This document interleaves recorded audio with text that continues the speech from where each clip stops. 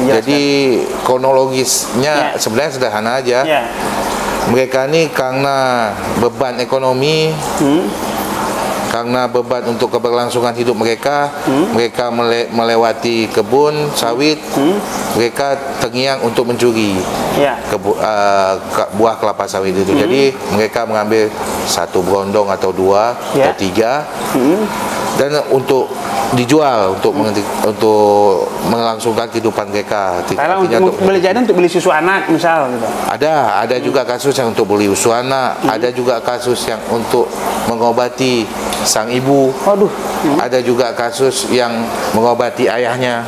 Memang semuanya itu secara pidana mereka bersalah. Tetapi secara hati nurani mereka bersalah, cuma karena keberlangsungan hidup dan tekanan ekonomi, sehingga mereka terpaksa untuk melakukan itu. Suami saya kecelakaan, namanya patah. Desakan saya di RSPP. Anak ibu berapa orang? Adikku, anakku 3, adikku 2. Semuanya ibu yang tinggal sama ibu? Iya. Tapi sekarang ibu menyesal nggak? Menyesal. Jangan diulangi lagi ya bu ya? Iya. Sekarang kondisi suami udah sembuh? Iya, kami udah semalam datang ke pergi kerja Pak.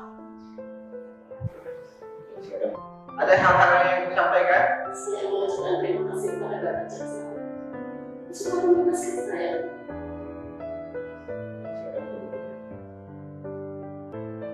Untuk apa ibu mencuri? Berobat saya. Sakit anak ibu? Sakit anak saya janda. Ibu janda? Suami ibu kemana? Meninggal? Udah lama meninggalnya? Sudah. Terus sekarang anak ibu udah sembuh? Sudah. Ibu menyesal kan? Untuk ke depan jangan diulangi lagi ya bu ya.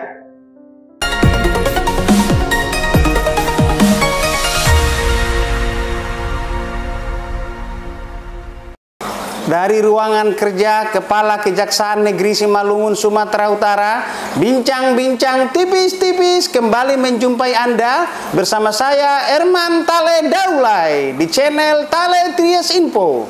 Di channel ini beragam isu yang menjadi perhatian publik dan narasumber yang kita hadirkan untuk membahas isu tersebut akan kita iris-iris menjadi tipis-tipis.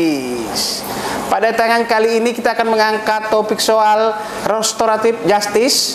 Untuk itu kita menghadirkan narasumber Bapak Kajari Simalungun yang belum lama ini menerima penghargaan peringkat pertama soal penyelesaian perkara lewat pendekatan restoratif justice. Assalamualaikum Pak Kajari. Waalaikumsalam warahmatullahi wabarakatuh. Pak Bobi Sandri, Kajari Simalungun. Terima kasih sudah bersedia hadir di bincang tipis-tipis. Pak, bisa dijelaskan ya sih Pak ini apa itu, oke pemirsa Tale Trias Info, apa itu restoratif justice dulu Pak? Ya. Restoratif justice itu yang kami lakukan adalah pemberhentian penuntutan berdasarkan keadilan restoratif. Di mana kita ketahui kan tujuan hukum itu ada kepastian hukum, ada keadilan dan ada kemanfaatan. Jadi restoratif justice ini lebih memikat kepada keadilan di mata masyarakat, menyeimbangkan antara keadilan tersebut dengan kemanfaatan dan sehingga tujuan dari kepastian hukum lebih bermanfaat. Oke, jadi restoratif justice itu seperti apa Cok, supaya lebih konkret, contoh kasus gitu loh Pak, yang lebih konkret penjelasan restoratif justice ini. Jadi keadilan restoratif ini falsafahnya berdasar humanis, humanis, kemanusiaan ya, humanis, hati nurani. Yang dimana Pak Jaksa Agung bilang di hati nurani itu tidak ada di buku, tidak ada di undang-undang, itu ada di hati manusia, di hati kita masing-masing. Jadi keadilan restoratif justice ini kami, pemberhentian penuntutan ini kami berikan pada orang-orang yang melakukan tindak pidana itu berdasarkan desakan secara manusiawi, seperti untuk dia makan, untuk sakit, ataupun untuk anaknya, untuk keberlangsungan hidupnya. Contoh di Simalungun yang Bapak di tahun ini berapa RJ Pak yang ini? Di tahun ini alhamdulillah kami sudah mengajukan 13 perkara RJ, 13 orang dan sudah ditetapkan oleh Pak Jampidum, Pak Padil Johana. Jadi disetujui, telah disetujui. Namun terhadap ke-13 kasus ini dikarenakan di Kabupaten Simalungun ini wilayah hukumnya kebanyakan kebun milik PTP 3 dan 4, sehingga XJ ini kami lakukan terhadap tindak pidana perkebunan. Oh, peristiwa seperti apa Pak? Pak mencolong sawit, harganya apa, nilainya seberapa itu bisa ini dijelaskan? Jadi kronologisnya sebenarnya sederhana aja. Mereka ini karena beban ekonomi, karena beban untuk keberlangsungan hidup mereka, mereka melewati kebun sawit, mereka terngiang untuk mencuri buah kelapa sawit itu. Jadi mereka mengambil 1 berondong atau 2 atau 3 dan untuk dijual untuk melangsungkan kehidupan mereka. Kalau untuk beli jadi untuk beli susu anak misal gitu. Ada juga kasus yang untuk beli susu anak, ada juga kasus yang untuk mengobati sang ibu. Ada juga kasus yang mengobati ayahnya. Jadi kalau kita telusuri memang sedih kehidupan masyarakat, apalagi di zaman ini dampak dari COVID-19 ini sangat merusak ekonomi. Khususnya ekonomi rakyat kecil. Ya Pak Kajari, itu kalau ini Bapak kata jumlah harga sawit berapa yang diambil, yang dicuri? Itu rata-rata di bawah 2,5 juta. Tapi rata-rata juga mereka mencuri hanya untuk uang 100.000, untuk uang 75.000, 500.000, bervariasi. Artinya mereka juga itu ketika mengambil itu sebelum menikmati apapun, mereka udah ditangkap sama penjaga kebun. Oh iya, ketangkap tangan ya? Iya. Belum sempat menjual malahan ya? Iya, aslinya mereka belum menikmati. Iya, belum menikmati. Ya, Pak Kajari. Terima kasih Pak Kajari. Ini tadi landasannya adalah humanis, kemanusiaannya ya. Apalagi memang oke lah tindak pidana, tetapi kalau dari riwayat kasusnya gitu ya memang sangat memungkinkan itu dilakukan penyelesaian restoratif justice. Iya betul. Memang semuanya itu secara pidana mereka bersalah. Tetapi secara hati nurani mereka bersalah, cuma karena keberlangsungan hidup dan tekanan ekonomi sehingga mereka terpaksa untuk melakukan itu. Ya, kalau saya mau tipis-tipis dulu Pak Kajari, supaya saya tidak ada kecurigaan sama Pak Kajari, teman-teman di kejaksaan, supaya nggak ada kong kali kong atau seperti apa. Bagaimana proses RJ ini supaya jelas, nyata, transparan gitu, supaya nggak ada kecurigaan saya tadi. Gimana Pak Kajari?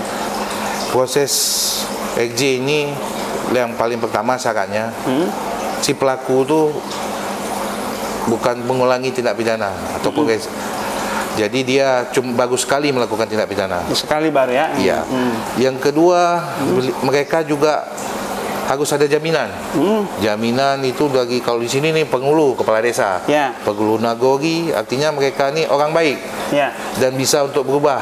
Berarti teman-teman dari kejaksaan ke tempat tinggal yang terdakwa untuk menyelidiki siapa, beli profilnya ya? Enggak, kami mengundang. Oh iya. Dikarenakan Simalungun ini kan besar, kalau kami ke sana diundang tokoh desanya menanyakan profil. Iya. Kita kan secara logika juga kalau mereka itu tidak baik, ya si penghulu pasti nggak datang. Oh iya, kalau sering bikin rese di kampung. Iya, betul. Tapi karena dia orang baik, dia kasihan, dia datang. Iya. Pakai mungkin waktu, pikiran, tenaga ya. Betul. Jadi juga menyebutkan bahwasanya dia orang nggak mampu, dia juga orang yang baik, dan mereka menjaminkan bahwasanya itu tidak diulangi lagi. Yang paling penting adalah korban. Restoratif justice ini jangan salah kaprah kita, adalah pemulihan korban. Jadi bukan si pelaku yang kita inikan, tapi pemulihan keadaan semula itu terhadap korban. Jadi korban di sini kan pihak PTP. Di pihak PTP ini melewat penjaganya atau yang jaga kebun itu, mereka yang tahu. Jadi kalau mereka memaafkan, nah itu baru bisa kita RJ. Tapi kan mereka juga yang tahu di lapangan siapa nih, oh besok dia curi lagi. Jadi mereka lah yang kuncinya. Artinya korban itu mau memaafkan perbuatan itu. Nah, supaya korban mau memaafkan, ada tanda kutip lobby-lobby yang dilakukan kejaksaan nggak agar Pak ini kasusnya begini, ada pengertian pemahaman, atau mutlak itu keputusan ini ya, tapi ada upaya itu Pak Kajari? Upaya kejaksaan yang pertama ya, mereka kan udah capek nih nangkap, misalnya kita bilanglah pencuri, mereka udah capek nangkap, mereka pasti nggak akan mau diberikan kebebasan. Tapi lewat pengertian yang kami sosialisasikan ke pihak-pihak PTP di sini, PTP 3 dan 4 kami sosialisasikan apa itu restoratif justice, apa kegunaannya, sehingga mereka sekarang sudah mau memaafkan terhadap pencuri-pencuri yang kecil dan tidak mengulangi lagi perbuatan itu. Jadi saya jelaskan ke pemirsa Tali Tires Info, kasus restoratif justice ini contoh. Tadi ada pencuri sawit, bisa harganya di bawah 300.000, 200.000. Malah ada yang belum sempat menikmati penjualan udah ketangkap duluan. Tapi udah secara pidana udah memenuhi unsur pidana. Itu juga ya kan. Kemudian katakanlah yang si tersangka sudah menjual lah umpamanya, sempat menjual, bagi kasus yang lain sempat menjual, tetapi setelah ditelusuri oleh pihak kejaksaan itu dana mau digunakan untuk beli susu atau bantu ibu berobat atau bapak berobat atau untuk bayar sekolah, dan kerugiannya juga nggak lebih dari 2.500.000 mungkin. Iya betul. Dan si pihak korban pun yang punya barang juga memaafkan. Apa sih Pak yang Bapak langkah tempuh di Kajari Simalungun ini sehingga meraih peringkat 1 secara nasional? Jadi kami pada saat restoratif justice ini dicanangkan oleh Bapak Jaksa Agung yang kami banggakan. Oh iya, beliau disebut Bapak restoratif justice juga ya? Iya betul.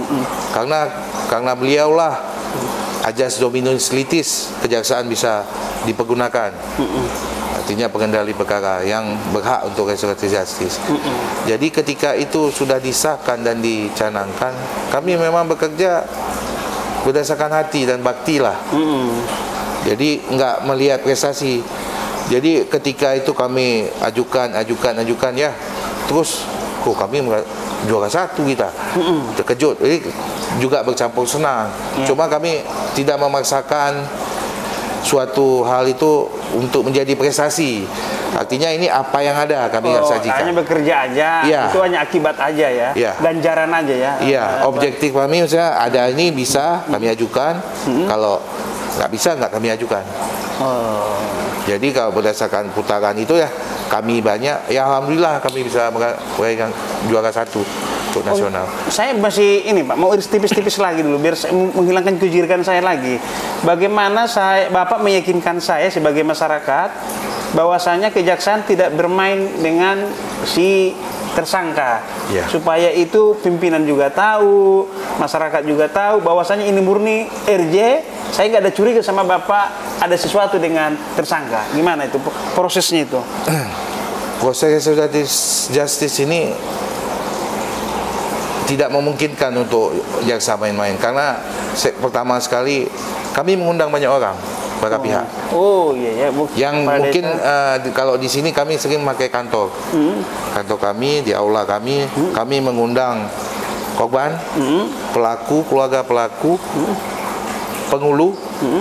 Untuk yang korbannya juga nanti ada namanya manajer kebun, juga penjaga kebun. Jadi mereka tuh saling berjumpa, ketemu. Ketemu artinya bisa ke kita ini gimana, kami tanyakan apakah bisa dimaafkan perbuatan mereka. Habis itu gimana Pak penghulu, apakah ini dijamin dia tidak mengulangi lagi. Jadi istilahnya karena banyak orang itu saya rasa susah untuk direka-reka. Dan kedua, kami langsung melakukan ekspos paparan ini langsung ke Pak Jampidum melalui keputusan di sana ya, bisa juga kita mau ini diajukan ke Kejaksaan Tinggi dan jadwalnya nanti dijadwalkan untuk langsung ekspos ke Pak Jampidum. Berarti penentuan disetujui dari Pak Jampidum nasional, dari Kejaksaan Agung ya Pak Kajari ya. Jadi sangat boleh dibilang sangat tertutup untuk melakukan hal-hal yang menyimpang. Iya, dan itu mereka semua orang susah, Pak. Kalau nggak orang susah, kita nggak bisa juga lakukan RJ itu.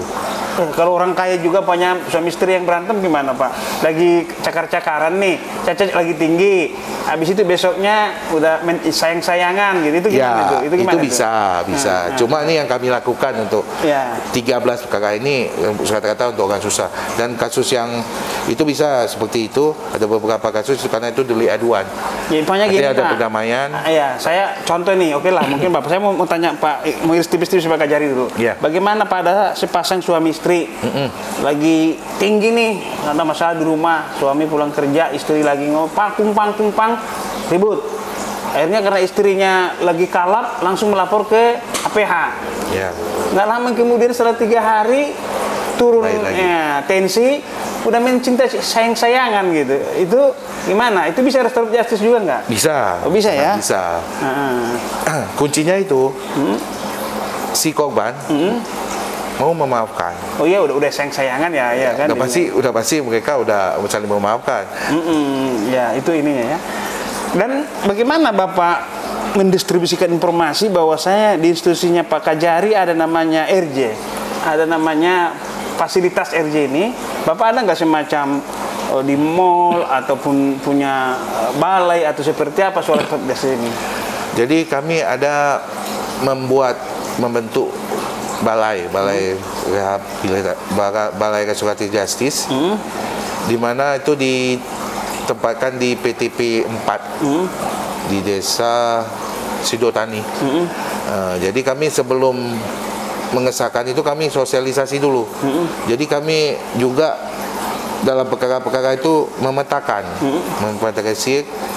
kasus-kasus pencurian kebun itu di mana yang banyak.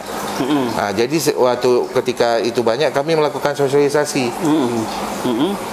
Melakukan sosialisasi pertama untuk EJ, yang kedua kami melakukan sosialisasi bahwasanya pencurian kebun itu salah, bukan betul. Jadi kalian udah melakukan kesalahan di Mahkamah PTP sebagai korban, kalian harus menghargai mereka karena mereka memaafkan kan payah. Sebab untuk kedua kalinya dia nggak bisa dapat RJ lagi. Tidak akan dapat RJ lagi karena cuma sekali. Sementara dapat RJ ini ya. Kalau yang suami istri pukul-pukulan juga, besoknya berantem lagi, itu juga ini ya. Besoknya berantem lagi. Oke, Pak Kajari, bagaimana Bapak bisa menjelaskan ke kita bahwasanya secara akademis gitu ya, syarat-syarat RJ itu seperti apa? Mungkin tingkat kerugian ataupun kalau penganiayaan atau seperti apa? Kan di sekolah suka juga berantem anak-anak. Coba jelaskan itu seperti apa dulu ini. Jadi itu didasarkan oleh Perja nomor 15 tahun 2020. Itu landasan hukumnya ya? Landasan hukum kami melakukan. Yang paling pertama, si pelaku ini bukan pengulangan tindak pidana. Bukan melakukan tindak pertama pidana yang kedua kali. Jadi dia pertama kali. Ya. Dia belum pernah dihukum, belum pernah melakukan tindak pidana. Itu pertama. Yang kedua, hukuman yang diancamkan untuk si pelaku itu pidana yang kurang dari 4 tahun. Ya. Oh, pidananya ya, kurang 4 tahun ya. Ya. Yang ketiga, kerugian yang ditimbulkan itu tidak lebih dari 2,5 juta. Oke. Dari situ baru dikembangkan, harus ada jaminan, itu dikembangkan lagi sama Bapak Jaksa Agung sama Pak Jampidum. Jadi sehingga syaratnya itu lebih mendetil, lebih bagus lagi. Bapak pernah nggak sih Pak, orang yang sudah kena RJ yang tahun-tahun sebelumnya kelakuannya tambah baik, Bapak masih ada komunikasi nggak dengan ini apa namanya PTPN gitu kan? Ada ya? PTP. Artinya juga di sini belum ada yang kami lakukan restoratif justice kemudian mengulangi lagi. Artinya mereka sudah baik. Belum ada ya. Oke, pemirsa Talitres Info, Pak Kajari Simalungun, Pak Bobi Sandri, belum lama ini jajaran Kejaksaan Negeri Simalungun meraih peringkat pertama dalam hal penyelesaian perkara lewat pendekatan restoratif justice pada tingkat nasional ya Pak? Iya betul. Kajari, terima kasih Pak Kajari sudah, namanya juga bincang tipis-tipis ya, kita informasinya tipis-tipis saja dulu. Siap. Ya Pak Kajari.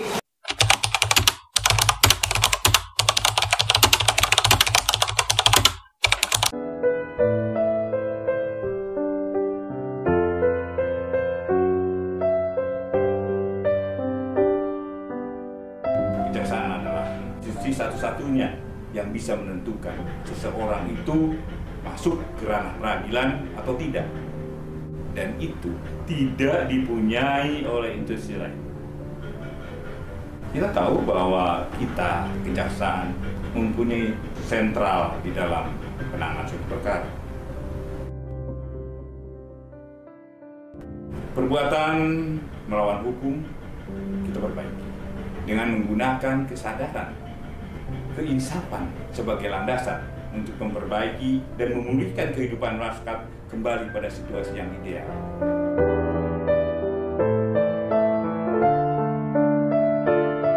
Apa yang mencuri? Waktu itu suami saya kecelakaan, tangannya patah. Desakan saya di atas bebek. Anak ibu berapa orang? Adikku, anakku 3, adikku 2. Oh, semuanya ibu yang tinggal sama ibu? Iya. Tapi sekarang ibu menyesal nggak? Ya sempat. Jangan diulangi lagi ya bu ya. Iya. Sekarang kondisi suami udah sembuh? Ya, kami dengan semalam itu datang nggak pergi kerja Pak. Ada hal-hal yang ibu sampaikan? Saya mengucapkan terima kasih kepada Bapak Jaksa. Sudah membebaskan saya. Untuk apa kamu mencuri? Membantu orang tua. Mana orang tua kamu? Iya, Sekarang kamu menyesal nggak? menyesal Pak. Janji tidak mengulangi lagi? Janji Pak. Ada hal-hal yang kamu sampaikan? Saya ingin mengucapkan terima kasih banyak kepada Pak Kejari dan Bapak Jaksa pada jasa kami. Untuk apa ibu mencuri? Berobat saya. Sakit anak ibu? Saat anak saya jatuh. Ibu janda? Suami ibu kemana? Meninggal? Udah lama meninggalnya? Sudah. Terus sekarang anak ibu udah sembuh? Sudah. Ibu menyesal kan? Untuk ke depan jangan diulangi lagi ya bu ya. Apa yang ibu mencuri? Berobat anak ibu? Kenapa anak ibu? Demam. Suami ibu mana? Perginya? Merantau? Sampai sekarang nggak pulang? Kebutuhan sehari-hari Pak. Kebutuhan sehari-hari? Iya Pak. Kamu udah berkeluarga? Belum Pak. Terus untuk kebutuhan sehari-hari apa? Bantu orang tua Pak. Ayah saya udah nggak ada Pak. Saya bantu ibu saya Pak. Oh jadi ibu kamu hidup sama kamu? Iya Pak. Iya. Iya Pak. Kamu bantu kehidupan ibu kamu? Iya Pak. Kamu menyesal nggak? Menyesal Pak. Ada yang perlu kamu sampaikan lain? Terima kasih untuk Bapak Najari. Terima kasih untuk Bapak Jaksa yang mulia agung Pak. Saya telah dibebaskan. Untuk apa kamu mencuri? Beli susu anak Pak. Oh kamu udah punya anak? Berapa orang anak kamu? 1 Pak. Berapa umurnya? Sudah Pak. 1 tahun. Kenapa kamu mencuri? Kebutuhan Pak. Kebutuhan apa? Kebutuhan sehari-hari Pak. Kamu udah berkeluarga? Sudah Pak. Jadi kamu mencuri untuk keluarga? Iya. Kamu menyesal nggak? Bisa Pak. Betul menyesal? Betul Pak. Jangan diulangi lagi ya. Iya. Janji di depan Pak Kejari jangan diulangi lagi ya. Terima kasih Pak. Ada yang perlu kamu sampaikan yang lain? Terima kasih Bapak Kajari sudah membebaskan kami. Kenapa ibu mencuri? Untuk bantu suami Pak. Suami ibu apa pekerjaannya? Tukang patri Pak. Apa itu? Tukang solder. Tukang solder. Anak ibu berapa orang? 3. 3. Sekarang suami di mana? Di rumah Pak. Ibu menyesal nggak? Menyesal Pak. Ibu janji nggak ulangi lagi ya? Enggak Pak. Ada hal-hal yang mau ibu sampaikan kepada Pak Kajari, kepada kami? Saya terima kasih kepada Bapak Kajari telah membebaskan saya. Saya tidak akan mengulangi lagi Pak. Buat Bapak sekalian semua, karena legislasi ini baru tahun ini, sama tahun kemarin itu baru dicanangkan oleh Jaksa Agung. Jaksa Agung pimpinan saya, jadi kalian terima kasih sama Jaksa Agung yang telah mengubah image kita. Hukum adalah tajam ke bawah, tapi sekarang ada tajam ke atas. Ya, membela rakyat kecil dan hukum itu berarti nurani. Makanya kami di sini untuk mengecek kalian betul-betul. Jadi kesempatan ini jangan disia-siakan, jangan mengulangi lagi perbuatannya.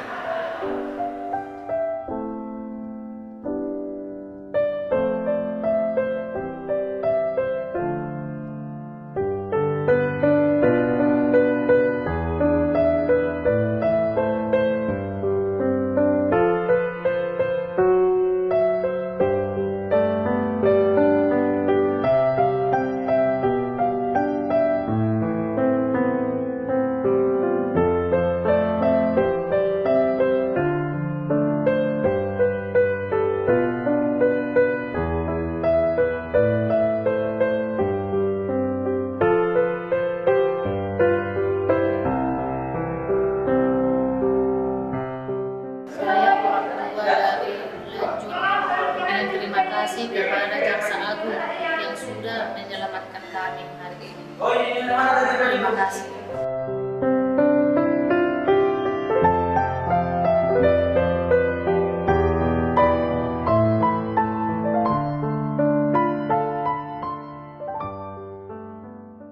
Demikian bincang tipis-tipis saya dengan Bapak Bobi Sandri, Kajari, Simalungun, Sumatera Utara. Assalamualaikum warahmatullahi wabarakatuh.